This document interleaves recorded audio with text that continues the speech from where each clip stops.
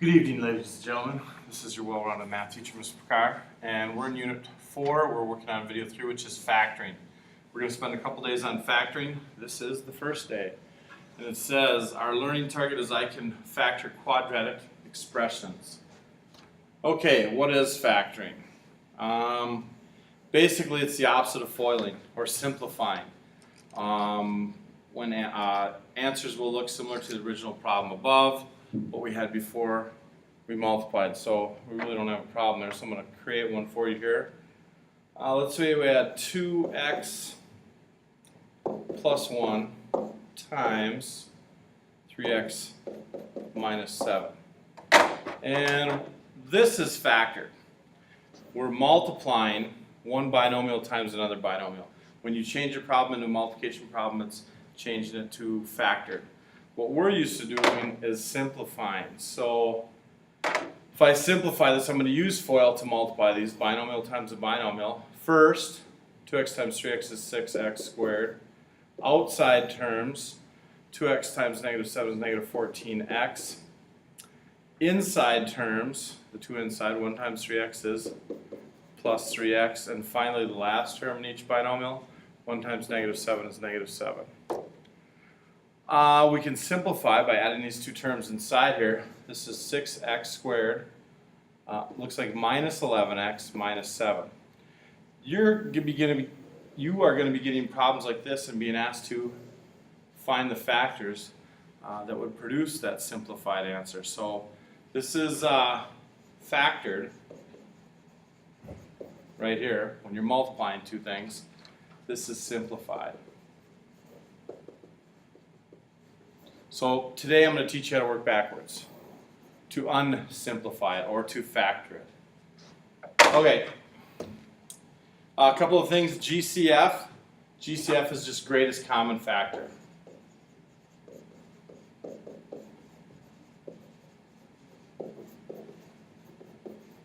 You might have something like, I'll keep it simple to begin with, 5x squared plus 10x. Well, there's two terms here in this expression. GCF is, what do they have in common? Take out the greatest common factor. We'll start with 5 and 10. I can take 5 out of both those. X squared and x, they both have an x term. You take out the smallest power. This is x to the first, so I can at least take out an x. And in parentheses, you're going to have what's left if you were to multiply by 5x to get the problem you started out with. 5x times x is 5x squared. And 5x times 2 is the 10x here. So this is my factored answer right here. General trinomials, you can see right here it says of the form x squared plus bx plus c. I guess that'd be something like this. X squared minus 5x plus c, or plus 6. The main thing is there's nothing in front of the x squared term. This is a simple general trinomial to factor. If there's nothing in front of there, it's a 1, 1x. You can break this down. You need to find factors of 6 that add up to negative 5 in order to factor this problem. And we'll be talking about that in a minute. One that's a little bit harder is this general trinomial with a form where there's a number in front of x squared other than 1. Something like 6x squared plus 5x minus 4. This problem, this general trinomial, is going to be a little bit harder to factor than this one because of the 6, the number in front of your x squared term. Grouping generally deals with 4 terms. We're not going to do a ton with grouping, but we will do some of that. Anyway, let's get into this. Factoring GCF first. I kind of showed you one. Let's work on a couple of them right here. First of all, 12x minus 36. Do the two terms have anything in common? Well, 12 and 36 have a lot of common factors, but their greatest common factor is 12. So I'm going to factor 12 out of both of them. There is an x in the first term, but there is no x in the second term, so I can't factor out an x. We start out with 2 terms, so our parentheses have to have 2 terms also. We need to be able to multiply 12 through this quantity, distribute it, and still come up with 12x minus 36. Well, 12 times 1 is 12, but I also need an x there. So 12 times 1x is 12x. 12 times what will give me negative 36? Well, that's going to be negative 3. So this is our factored answer. You can check your work by using the distributive property. We kind of did that already. There we go. That's greatest common factor.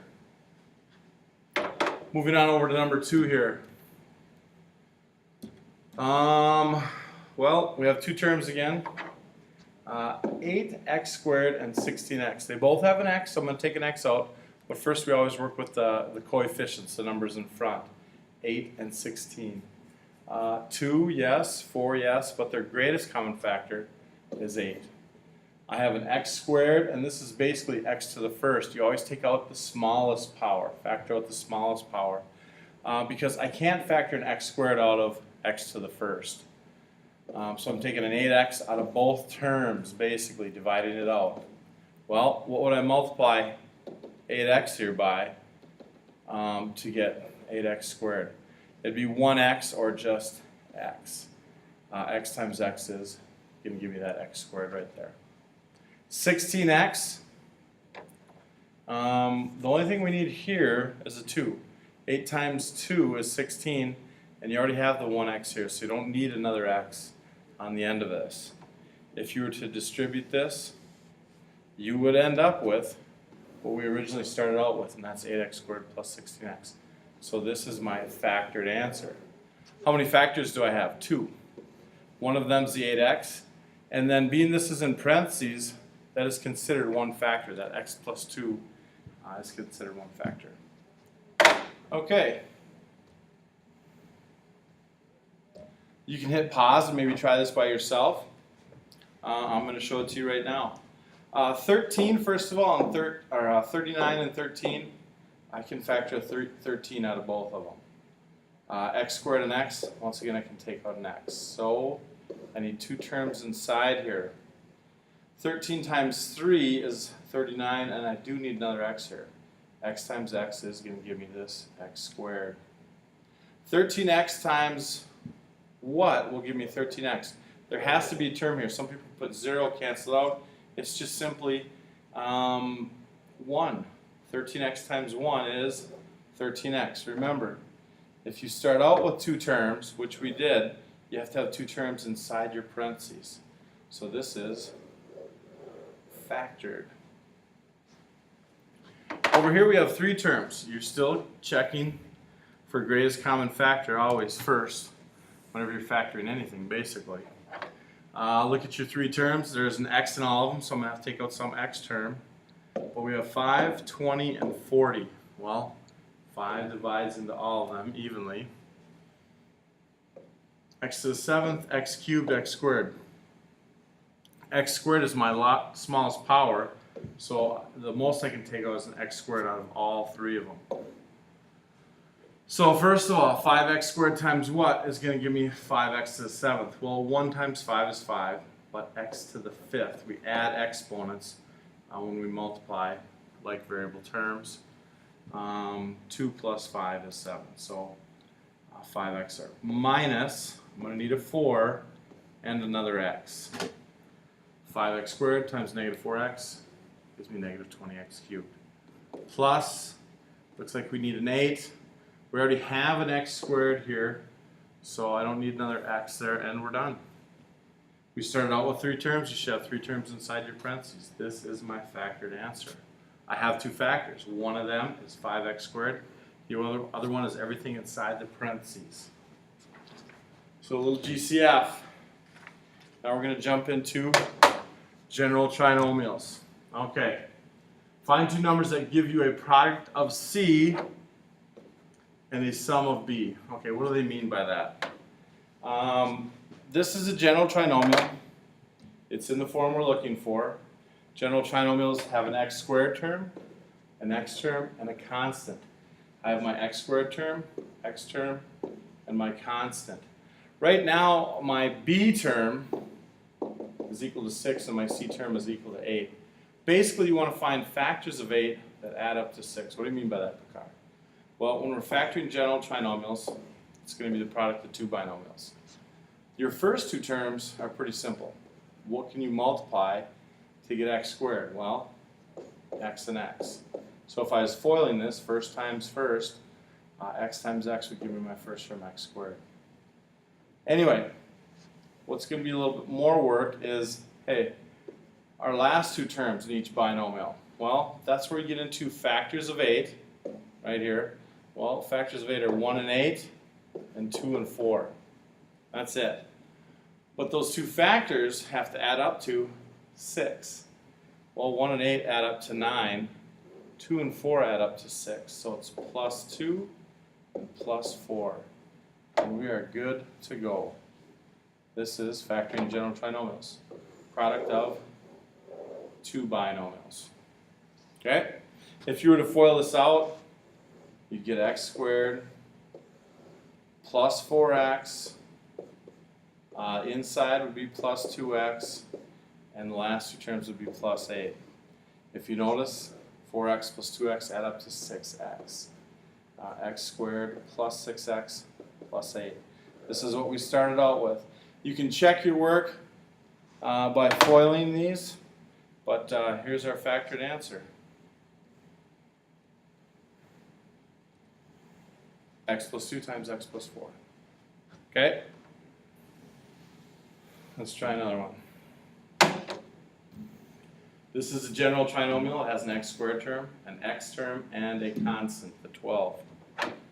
If you have a general trinomial, it's going to factor into the product of two binomials. X squared, it's 1x squared, that's x times x. That's the first two terms in each binomial. Now, how do we find these terms again? Basically, factors of c that add up to b. Some people like to use the x method. The x method is this. 12. What two numbers can I multiply to get 12? But when I add them up, I get 13. Well, factors of 12 are 1 and 12, 2 and 6, 3 and 4. I can see right here. 1 times 12 is 12, but when I add them, I get this 13. So it's 1 and 12. 1 times 12 is 12. 1 plus 12 is 13. So my factors are going to be x plus this 1 and x plus this 12. There we go. If you FOILed that out, this is the trinomial, or general trinomial you would end up with. So factoring general trinomials, pretty easy. X and x, and then find factors of c that add up to b. Let's try another one here. You guys can try this one on your own quick. Just hit pause, and then I'll show you how to do it. Is this a general trinomial? Yep. Have an x squared term, x, and a constant. Starts out binomial times a binomial. X and x to get my x squared. But what are we going to multiply to get negative 4? Well, we need factors of negative 4 that add up to 3. 2 and 2 aren't going to work. You got to remember it's negative 4, so one of your terms has to be negative. If I had 2 and negative 2, like this, 2 times negative 2 is negative 4, but when you add them, you get 0. And we want to get 3. So it's going to be 4 and 1, but which one is negative? Well, if you want to get a positive 3 when you add them, the smaller term has to be negative. 4 times negative 1 is negative 4, but 4 plus negative 1 is positive 3. So x plus 4 and x minus 1. There we go. That's general trinomials. When it's just 1x squared. There's no number in front of x squared except 1. Okay, difference of two squares, sum and difference patterns. Sum and difference patterns. Okay, here it is. I talked to you guys a little bit about this earlier. X squared minus y squared. Both of these are perfect squares because x squared is x times x and y is y times y. So you set it up into two factors. They're both going to be binomials. X times x is x squared right here, and negative y times y is negative y squared, which is right here. If you do the outsides and insides, the outside is x times y, which is xy. The inside is negative xy. So these cancel out. Whenever you multiply, these are called conjugates. Two binomials are exactly the same except one is subtraction, one is addition. The products of the outside and insides always cancel out. And you end up with something like this, which is difference of perfect squares. It's pretty easy to factor and pretty easy to recognize, hopefully. First of all, 4, I know is a perfect square. That's 2 times 2. And x squared is just x times x. So this is what we call difference of perfect squares. It's going to be the product of two binomials. To get your x squared, it's x and x. There is no x term in here, and to get negative 4, I'm going to put positive 2 and negative 2. And these two factors are what we call conjugates once again. They're the same binomial except one is addition and one is subtraction. And when we FOIL this out to check our work to make sure we factored it correctly, you're going to get x squared right here. But outside is negative 2x, inside is positive 2x. And then when you multiply the last terms, 2 times negative 2 is negative 4. These two terms cancel out. And I end up with x squared minus 4. And that's what we started out with up here. So here is our factored answer. Difference of perfect square is pretty easy. First of all, 64 perfect square, yes, that's 8 times 8. So this is, because it's subtraction, difference of perfect squares. I'm going to get x and x plus and minus. Square root of 64 is 8. 8 times 8. That's factored. Why don't you guys go ahead and try this one, number 10. Just hit pause, and I'll show you the answer afterwards. Pretty easy. X squared is x and x. 25 is a perfect square. It's negative 25, so it's plus 5 and minus 5. And there you go. Difference of perfect squares. General trinomials with a number in front of x squared. Okay, ax squared. This is a little bit different than the last one. We got to do a little bit more work. There's a shortcut for it, but I think it's a complicated shortcut. I don't think it makes it that much easier. So I'm going to show you a method that most of the math teachers are using now, and that's trial and error.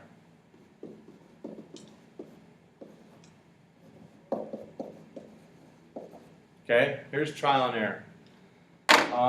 We can't just go, hey, I see this is a general trinomial, x squared term, and a constant. I can't just go x and x, because x times x is just x squared. And now we need 2x squared. So this changes it up a little bit. So I'm going to get rid of these x's. First you have to find factors of that a, the number in front of x squared. Well, that number is 2. There's not very many factors of 2, just 1 and 2. So what does that mean? That means you have 1x, or just x, and 2x. And we used to find factors of 5 that would add up to 11. Doesn't work that way anymore. It's a little bit different because of that 2 in front of the x squared. What are factors of 5? 1 and 5. So I'm going to put a 1 here and a 5 here, or vice versa. We got to kind of mix it up a little bit. And I'll show you how we decide where they go. I'm going to start with the 1 here, so x plus 1, and then plus 5 here. The way we do this with trial and error is, to check our work, we have to get the product of the outside and the inside to add up to 11x. Here's why. I know that x times 2x is going to give me 2x squared. And I know that 1 times 5 is going to give me 5. We still have to get 11x, and that comes from the outside product here, added to the inside product, because those are going to be our two x terms. Well, first of all, 1x times the 5, that's 5x. This 1 times 2x is 2x. These two are my like terms, x terms. They add up to 7x, but we want 11x. So you can switch them around or try different factors. Well, there are no other different factors here. It's just 1 and 5, so I'm just going to switch them around. Sometimes you switch the positive and negative around. Well, both of these are positive. So this is plus 5, and let's try plus 1. You're always going to check the product of the outside. 1x times 1 is just 1x. And the inside, 5 times 2 is 10. That's 10x. These two bad boys add up to 11x, which is what we want up here. We want 11x.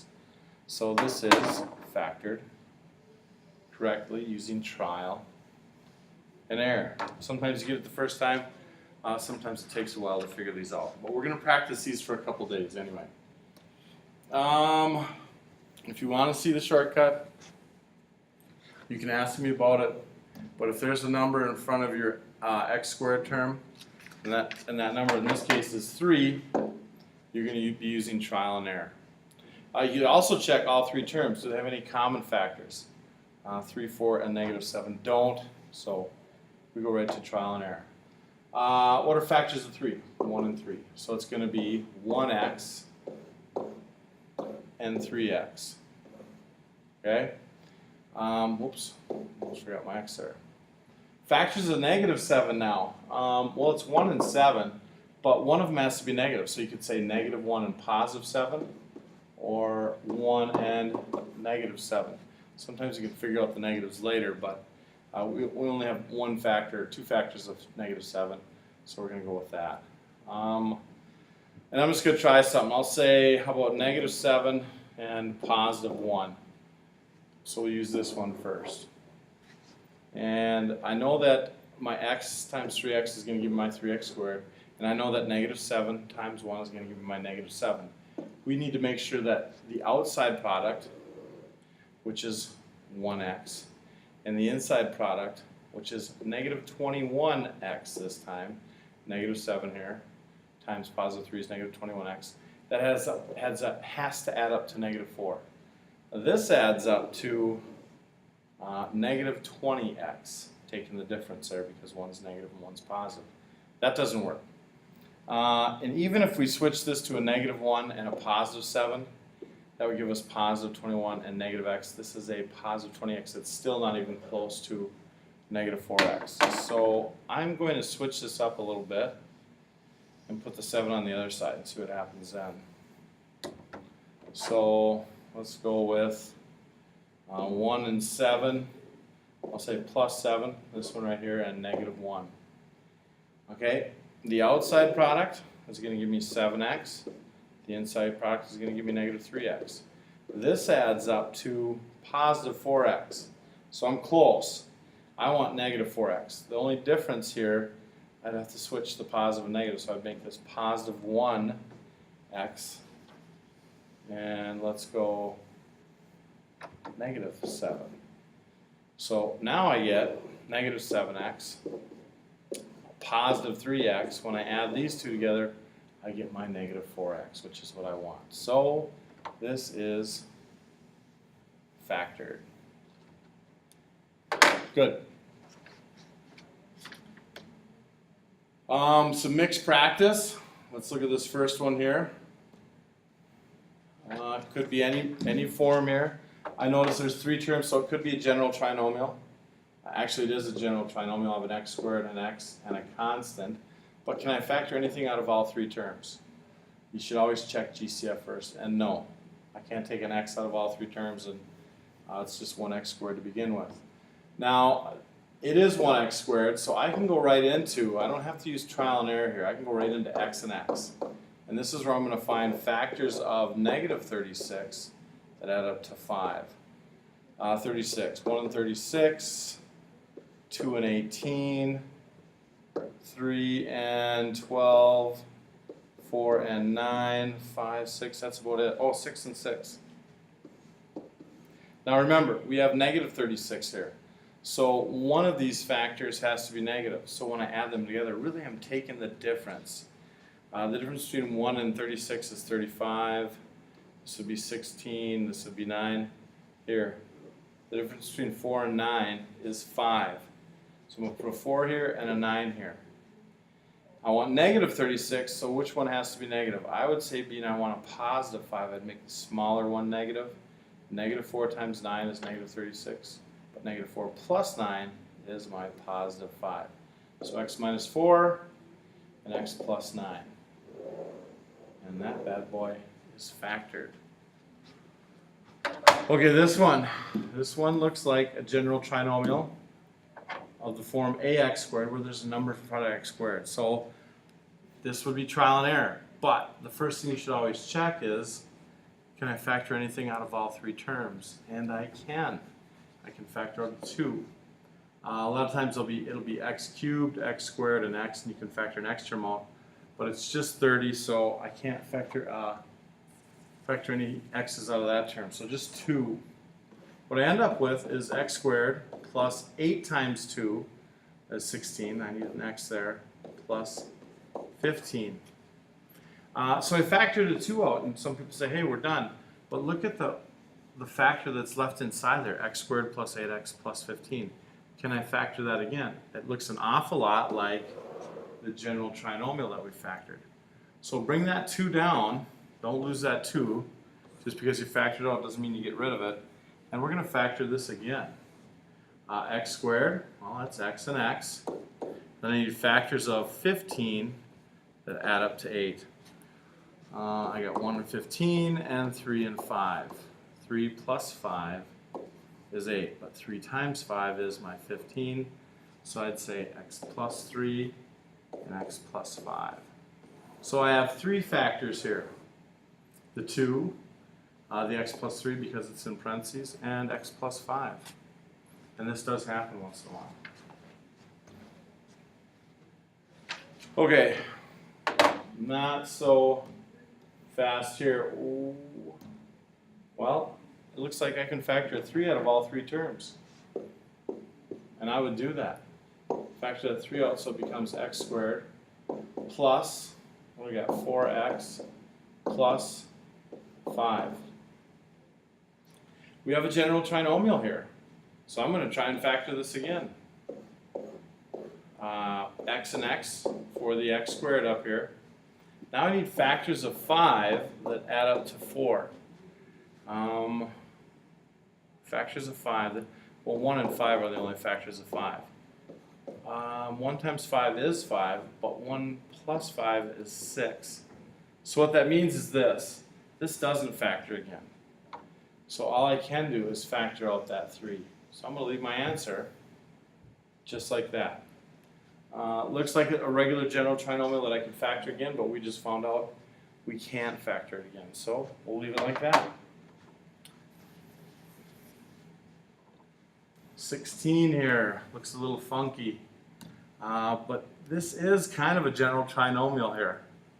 The way this one sets up is for x squared, we're going to have x and x. Now, we have this y squared here, so there's going to be a y in both of these. Y times y is y squared. I still need to find factors of 18 that add up to 9. So, what do we got here? Factors of 18 that add up to 9. 1 and 18, 2 and 9, 3 and 6, and there it is. So 3 times 6 is 18, and 3 plus 6 is 9. So what this ends up being is x plus 3y and x plus 6y. It looks a little bit confusing, but watch when you use FOIL. X times x is x squared. X times 6y is 6xy, positive. Inside we got 3y times x, that's plus 3xy. And finally 3y times 6y is plus 18y squared. These two bad boys add up to, they're like terms, 9xy plus 18y squared. And we got our x squared over here. This is the one we started out with. So sometimes you will be working with some variables in there. This is your factored answer. Okay, this is the area problem. We're going to get into this tomorrow. It's basically this: find the dimensions of the rectangle. Area equals length times width. Well, this is your area. If you factor that, you'll get your length and width. You can try it if you want. I'm going to go over this tomorrow in the notes 4-4. Peace out, Cookie Scout.